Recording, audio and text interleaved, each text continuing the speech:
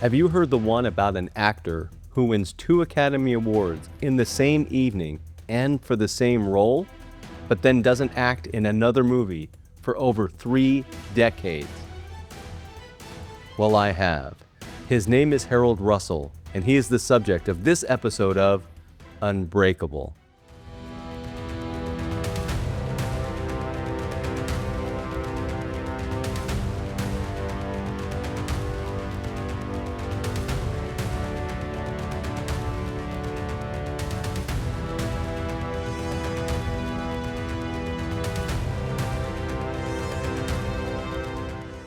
Jim, it really was an accident, and I mean that. The Best Years of Our Lives was nominated for 11 Academy Awards and the Thalberg Award, and I was nominated as supporting actor. But obviously, everybody knew that anybody who made a picture for the first time, had never acted before, was unknown, couldn't possibly win. So the night before the Academy Awards, the board of directors had a meeting, and they thought that maybe it would be nice if I got some kind of a memento, so they voted a special award for bringing aid and help to the disabled veterans through the medium of motion pictures. And I received that award early in the program, and I was backstage taking pictures with Mr. Goldwyn and Mr. Weil and some of the other people who had won awards, and the program went on, then all of a sudden they announced the Best Supporting Actor, and I didn't even hear it. And all of a sudden somebody said, "You've won. You've won." And they pushed me out the stage, and I stood before that fantastic, talented audience, and I didn't know what to say. I didn't know what to do. It was awful, so I got my little Oscar in my hook and went backstage, and I had 2 of them. Harold John Avery Russell was born on January 14, 1914, in North Sydney, Nova Scotia. After the untimely death of his father in 1920, Harold's family sought a new beginning, relocating in Cambridge, Massachusetts. His mother, a determined woman training to be a nurse with hopes of founding a hospital in Canada, ultimately chose to build a new life for her family in the United States. Growing up, Harold wrestled with loneliness and academic struggles. Though he dreamed of becoming an engineer, the path was closed. He couldn't secure the scholarship needed. Instead, he entered the workforce, starting as a grocery delivery boy, then steadily rising through the ranks to become a store manager. Everything changed on December 7, 1941. Working at a food market in Cambridge, Harold heard the news of the attack on Pearl Harbor. Feeling he hadn't done enough with his life, he enlisted in the U.S. Army the very next day. But on June 6, 1944, coincidentally, D-Day, while serving as an instructor with the 13th Airborne Division at Camp McCall, North Carolina, a faulty fuse ignited a TNT charge in his hands. The explosion claimed both of his hands. Fitted with prosthetic hooks, Harold Russell could have quietly faded into history. Instead, his early years of hardship and perseverance became the foundation of an extraordinary life.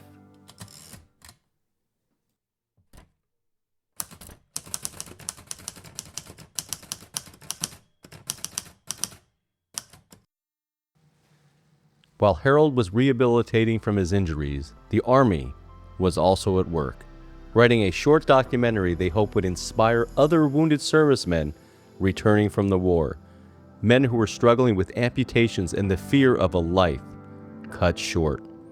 Harold Russell was selected to appear in the documentary because of his determination to regain his independence. During rehab, he learned to use his new prosthetic hooks with remarkable skill, writing, shaving, lighting cigarettes, and performing everyday tasks on his own. His progress caught the attention of officials in the U.S. Army, the branch responsible for making instructional and morale films for soldiers. That film became Diary of a Sergeant.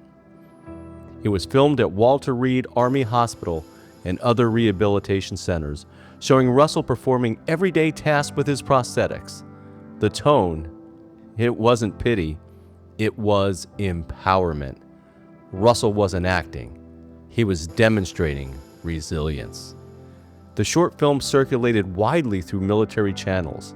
It made such an impression that director William Wyler saw it while preparing for the movie The Best Years of Our Lives.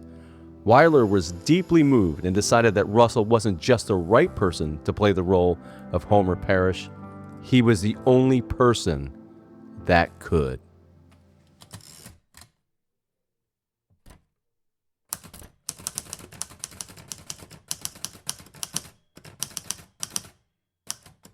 Production on The Best Years of Our Lives began in April of 1946. While it was originally scheduled for about a 75-day shoot, principal photography ultimately extended by another month. With a budget of around $2 million, which was nearly 4 times that of the average feature film at the time, The Best Years of Our Lives was a major undertaking. And in Harold Russell's case, he wasn't just playing a character, he was Homer Parrish. Every movement, every adjustment to his prosthetics mirrored his own recovery.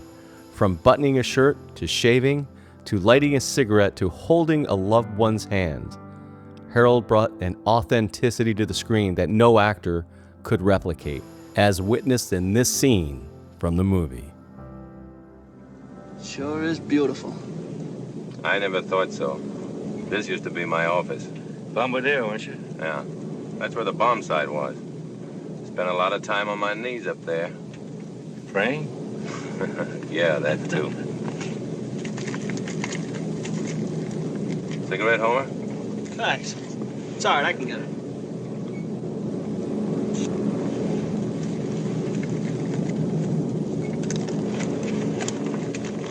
Yeah, I've got a match, Captain.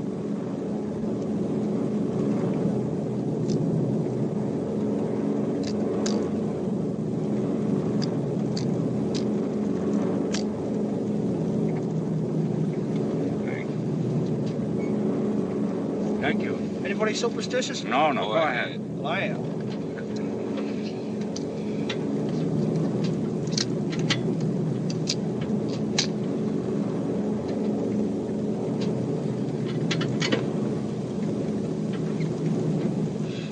Boy, you ought to see me open a bottle of beer.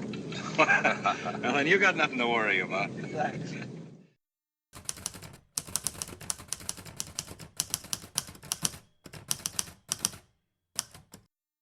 On screen, he revealed the courage it takes to reclaim independence, the vulnerability of facing a changed body, and the resilience needed to rebuild a life. He made viewers witness what so many returning veterans experienced, navigating a world that had moved on, finding their place in family and community, and learning to trust themselves again. His presence became a bridge between Hollywood storytelling and real-life experience. Audiences weren't simply watching a character, they were seeing the struggles, the triumphs, and the humanity of a generation returning from war. In every scene, Harold made the invisible battles of wounded soldiers visible, leaving a legacy of authenticity and inspiration that resonates to this day. Harold's role just didn't define a film, it defined a generation's understanding of courage, resilience, and the human capacity to overcome loss. But here is where it really gets interesting. Believing he had little chance of winning a competitive category, the Academy first presented him with an honorary Oscar, a tribute to his courage and the inspiration to veterans everywhere. But when the night unfolded, history took an unprecedented turn. Against all expectations, Russell also won the Oscar for the Best Supporting Actor. In a single evening, he achieved what no one else ever has: 2 Academy Awards for the same role. It wasn't just Hollywood applauding a powerful performance. It was the world acknowledging the real-life strength behind it.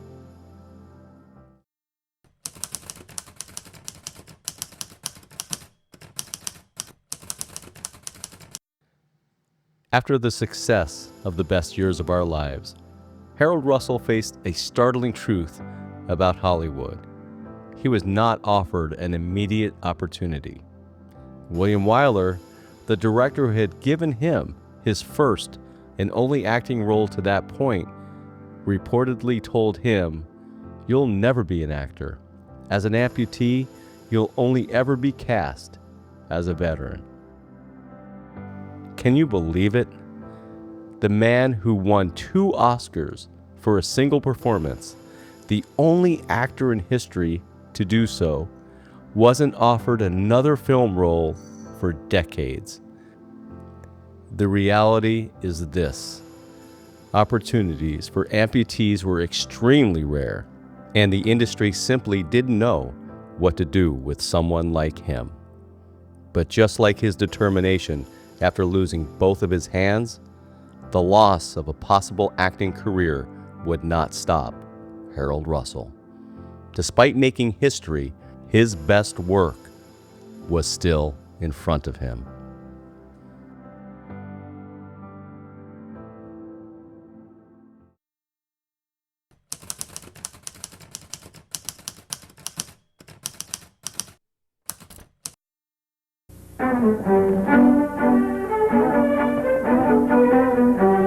Symbol of access. It means that handicapped people can get into buildings in your town, in the places of employment, schools, stores, churches, everywhere. It means that barriers, like stairs, don't keep them out. When handicapped people get into your building, remember there's a tax break for eliminating barriers. Russell turned his energy towards service and advocacy, areas where he would make an enduring impact. In 1948, he became the national commander of AMVETS, representing veterans across the United States and championing their rights to education, healthcare, and meaningful employment. His leadership helped shape the national attitudes towards veterans returning from World War II. Russell's influence also extended to Washington, where he was appointed chairman of the President's Committee on Employment of the Handicapped. Serving under several presidents, he worked tirelessly to expand job opportunities and challenge misconceptions about people with disabilities. His efforts helped lay the groundwork for the disability rights movement that would gain momentum in the decades to follow. Beyond policy work, Russell became a motivational speaker and author, sharing his journey of recovery and purpose. He had 2 books, Victory in My Hands and The Best Years of My Life. His message of perseverance and dignity reached audiences nationwide, inspiring both veterans and civilians to see ability rather than limitation.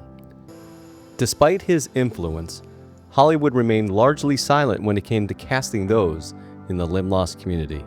In fact, between Russell's Academy Award in 1947 and the mid-1970s, one of the only on-screen roles given to a person who authentically wore a prosthetic hook was given to me when I played the part of Danny in the 1974 film The Trial of Billy Jack. That gap underscored how far the industry still had to go in recognizing the talent and authenticity to performers living with limb loss.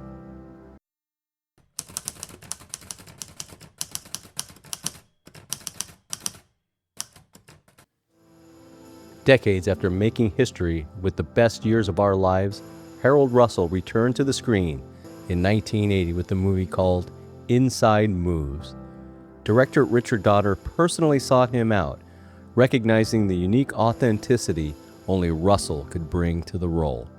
Initially hesitant, Russell was moved by the script and agreed to take on the role with one condition. The character's name had to be changed from Hooks to Wings, a reflection of hope, dignity, and possibilities for people living with limb loss. His performance brought depth, realism, and heart to the film, reminding audiences of why he had earned his place in cinematic history. That same year, Russell also returned to the Academy stage. At the 52nd Annual Academy Awards, he appeared alongside Farrah Fawcett to present the Oscar for Best Visual Effects, a rare public moment highlighting his ongoing connection to Hollywood and its recognition of his legacy. Over the next 2 decades, Russell continued to act, but very selectively, choosing roles that resonated with his experience and his values. He appeared in Trapper John MD, had a guest role on the television show China Beach, and in his very last role, he portrayed Blessed William in the movie Dogtown in 1997. Each performance brought the same authenticity he had demonstrated in his Oscar-winning debut, proving that even sporadic work could leave a lasting impression. Yet even icons can face personal challenges. In 1992, facing financial strain due to his wife's medical expenses, Russell made the difficult decision to auction one of his Academy Awards, the Oscar he had won for Best Supporting Actor. The award sold to an anonymous buyer, later revealed to be Hollywood executive Lew Wasserman, who generously returned the Oscar to the Academy. Despite this, Russell kept his honorary Oscar, awarded in 1947 for bringing hope and courage to his fellow veterans, a symbol of the enduring impact of his life.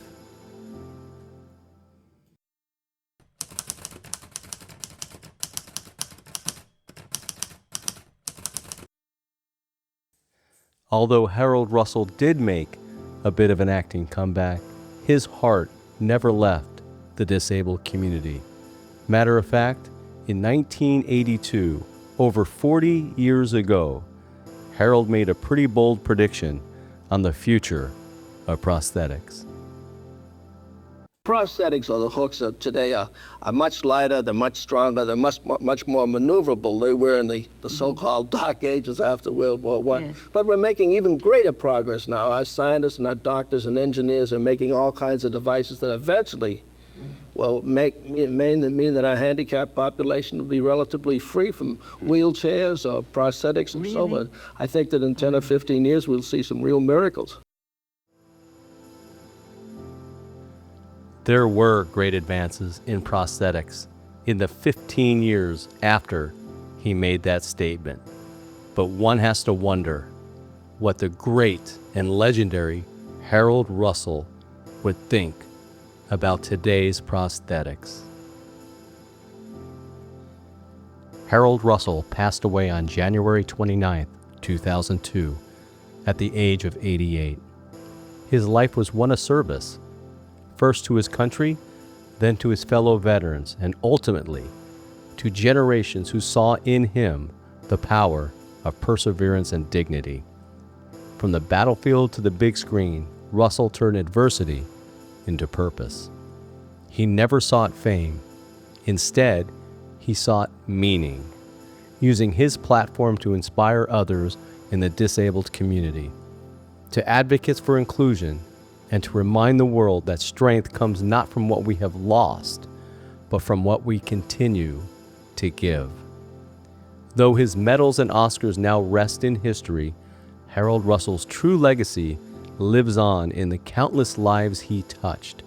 He taught us that hope can rise from hardship, that compassion can triumph over circumstance, and that heroes are often found not in fiction, but in the quiet resilience of real life.